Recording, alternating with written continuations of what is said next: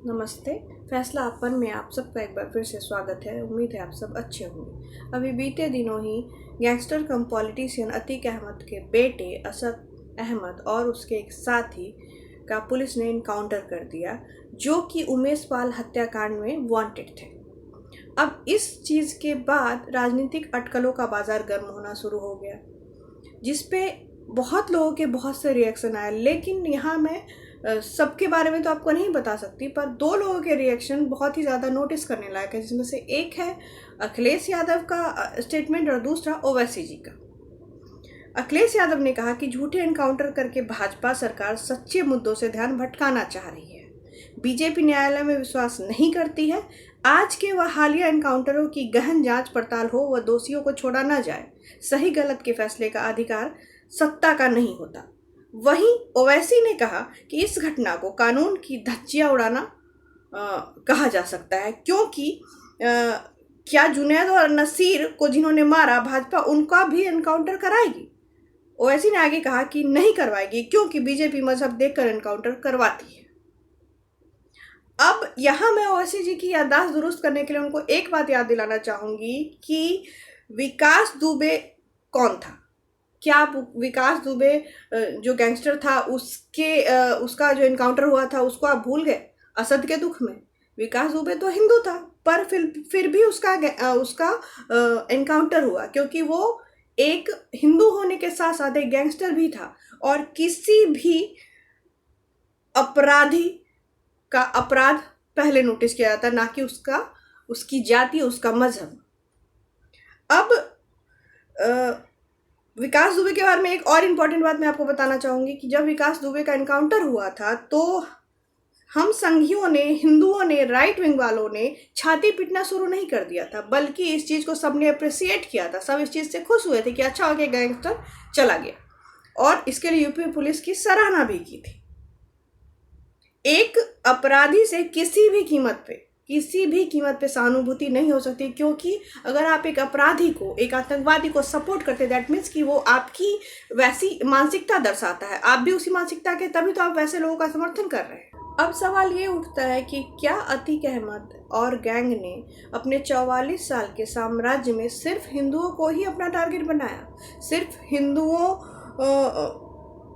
की ही करोड़ों की जमीन कौड़ियों के भाव में हड़प ली, सिर्फ हिंदुओं को ही दर दर की ठोकरें खाने के लिए मजबूर किया? जवाब है नहीं। फिर इस एनकाउंटर को मजहबी रंग क्यों दिया जा रहा है? जब अतीक अहमद के बेटे का एनकाउंटर हुआ है, जो कि ऑलरेडी वांटेड था, तो फिर इसके एनकाउंटर को मजहबी रंग देना मेरी समझ से परे है। ये सिर्फ ये दर्शाता है कि ये राजनीतिक लाभ के लिए किया जा रहा है। अब दूसरी तरफ देखिए कि अतीक अहमद के बेटे असद अहमद के एनकाउंटर का मामला ठंडा भी नहीं पड़ा था कि मेडिकल जांच के समय ले जाते हुए पुलिस कस्टडी में 3 लोगों ने अतीक अहमद और उसके भाई अशरफ अहमद की गोलियों से भूनकर हत्या कर डाली। हालांकि उन अपराधियों ने इस घटना को अंजाम देने के तुरंत बाद ही सरेंडर भी कर दिया और उनकी शिनाख्त भी हो गई है। वो, उनका नाम लवलेश, सनी और अरुण मौर्य है, जो कि ऑलरेडी क्रिमिनल बैकग्राउंड से बिलोंग करते हैं, जिनका पीछे क्रिमिनल बैकग्राउंड रहा है। इस घटना के बाद यूपी पुलिस पे उंगलियां उठने लगी फिर से, और योगी सरकार को फिर से टारगेट किया जाने लगा कि ये जानबूझ के सिर्फ मुस्लिमों को टारगेट करके उनका एनकाउंटर हो रहा है, उनकी हत्या करवाई जा रही है। पर गौर से देखा जाए तो आप एक चीज़ नोटिस करना कि यहाँ जहाँ पे अतीक अहमद के बेटे असद अहमद के एनकाउंटर को लेके पहले से ही योगी सरकार और पुलिस पे उंगलियां उठाई जा रही थी, वहाँ पे योगी सरकार या यूपी पुलिस इस तरह की हरकत करवा के, जैसा कि उनका कहना है विरोधियों का कि वो ऐसा करवाया गया है, जानबूझ के उनको मरवा दिया गया अतीक अहमद को, तो ऐसा करके क्या ऐसा नहीं लगता कि योगी सरकार अपने पैर को कुल्हाड़ी पे मारेगी? एक होता है कुल्हाड़ी पे पैर मारना, एक होता है पैर को ही कुल्हाड़ी पे दे मारना। तो जहां ऑलरेडी इनको टारगेट किया जा रहा है, वहां पे 2 दिन के बाद 13 को उसका एनकाउंटर हुआ है बेटे का, और 15 को अतीक अहमद की हत्या कर दी गई है। तो इतनी जल्दी ही ऐसी बेवकूफ़ाना हरकत मुझे नहीं लगता है कि अगर करवाया भी गया है तो ऐसा किया गया होगा, क्योंकि सरकार अपने ही ऊपर उंगली उठाने वाला काम करेगी ही क्यों। ऐसी बेवकूफ़ाना हरकत मुझे नहीं लगता कि की जा सकती है। पर लोगों को बोलना है तो वो तो अपने मतलब के लिए कुछ भी बोलेंगे, कैसे भी लॉजिक देंगे, और लॉजिक की बात ही क्या करनी, इनके पास तो कोई लॉजिक होता नहीं है। बिना लॉजिक के ही बस मजहबी रंग दे देते हैं हर बात को। हर बात में एक ही तरीका इनका पैटर्न होता है, एक ही तरीके से आते हैं, एक ही बात बोलते हैं। अब दूसरा पहलू ये है कि हो सकता है कि अतीक अहमद किसी पॉलिटिकल पार्टी या किसी पॉलिटिशियन का राज खोल देता, इसलिए उसकी हत्या करवा दी गई, क्योंकि उसकी आवाज़ को दबाना ज़रूरी था। ऐसे उसका 44 साल का आखिरी साम्राज्य था, तो उसमें बहुत सारे लोगों से वो जुड़ा हुआ रहा है, बहुत पार्टियों से जुड़ा रहा है, तो बहुत सारे लोगों के बारे में उसको कुछ पता होगा। हो सकता है वो कुछ बता देता, इस वजह से उसको मरवा दिया गया होगा। किसी को हायर करवा के, ये तीनों सिर्फ मोहरे मात्र होंगे, मास्टरमाइंड कोई और होगा। क्योंकि इन अपराधियों के पास से विदेशी हथियार पाए गए हैं, और ये इतने हाई फाई अपराधी नहीं है जिनके पास इतने महंगे और विदेशी हथियार आ जाए कहीं से। तो ये एक बहुत बड़ा प्रश्न है कि इनके पास इतने महंगे हथियार कहाँ से है।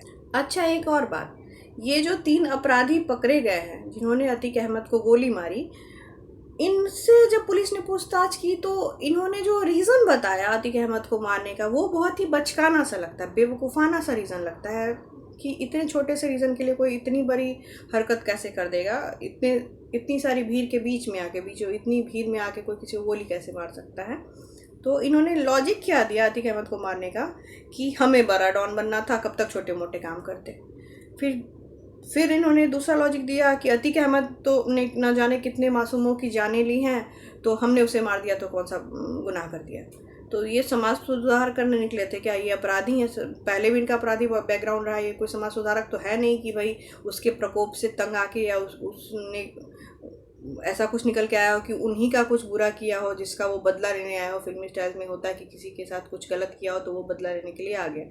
वो एक बात समझ में भी आती है, पर इनका लॉजिक ही नहीं समझ में आ रहा है इन अपराधियों का कि ये कैसे कैसे रीज़न दे रहे हैं मारने के। तो इस वजह से डाउट और ज़्यादा होता है कि ये सिर्फ मोहरे मात्र हैं, असली कोई और खिलाड़ी है जिसका चेहरा छुपा हुआ है, इसलिए ये ऐसे ऐसे रीज़न दे रहे हैं अतीक अहमद को मारने के पीछे। पर इन सब बातों से रिलेटेड एक जो सबसे ज़्यादा इम्पोर्टेंट बात ये है कि एक अपराधी से इतनी ज़्यादा सिंपैथी आप सोशल मीडिया पे जाके देखोगे तो समझ से परे है वो कि एक अपराधी से इतनी ज़्यादा सिंपैथी किसी को कैसे हो सकती है। अब जैसे कि उदाहरण लीजिए कि किसी ने उसके अतीक अहमद की कब्र पे जाके तिरंगा झंडा रख दिया और उसको सैल्यूट कर रहा है।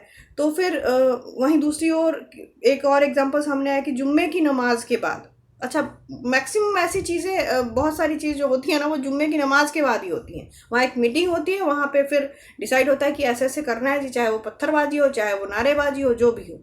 जुम्मे की नमाज को ही होता है। रिएक्शन इतना लेट क्यों आता है? फिर अगर नारेबाजी ही करनी है तो आप सोच समझ के वहाँ कुछ करते हो। ये तो बात साफ क्लियर है कि जुम्मे की नमाज के दिन ही ये सब चीज़ डिसाइड होता है। तो जुम्मे की नमाज के बाद बिहार के पटना में मुस्लिम समुदाय के लोगों ने बाहर आने के बाद कहा कि अतीक अहमद अमर रहे, अतीक अहमद शहीद हो गया के नारे लगाने शुरू कर दिए। अब ये सच बताइए तो ये बहुत ही ज़्यादा चिंता का विषय है कि ये कैसी मानसिकता है जो इस हद तक गिरी हुई है कि एक अपराधी को हीरो बनाने पे उतारू हो चुकी है, सिर्फ इसलिए क्योंकि वो एक समुदाय विशेष से बिलोंग करता है। अगर वही दूसरे समुदाय का होता तो वो कभी भी हीरो नहीं होता, लेकिन ये एक विशेष समुदाय का है इसलिए उसको हीरो बनाया जा रहा है, उसको शहीद बताया जा रहा है। एक ऐसा व्यक्ति जो 44 साल में न जाने जिसने कितने लोगों की जानें ली, कितने लोगों को दर दर भटकने के लिए मजबूर किया, कितनी ही माओ की कोख उजाड़ दी, कितनी ही औरतों का सुहाग उजाड़ दिया, उस इंसान को शहीद बताया जा रहा है। उस इंसान को अमर रहे बोला जा रहा है, मतलब जैसे उसने कितने सारे पुण्य के काम किए हो। मतलब अगर वो समुदाय विशेष का है तो उसके पाप भी पुण्य में परिवर्तित हो जाते हैं। इसका तो सीधा सा मतलब यही है। पूछो उन लोगों से जिनको खून के आंसू रुलाया अतीक अहमद और गैंग ने। 44 साल कम नहीं होते।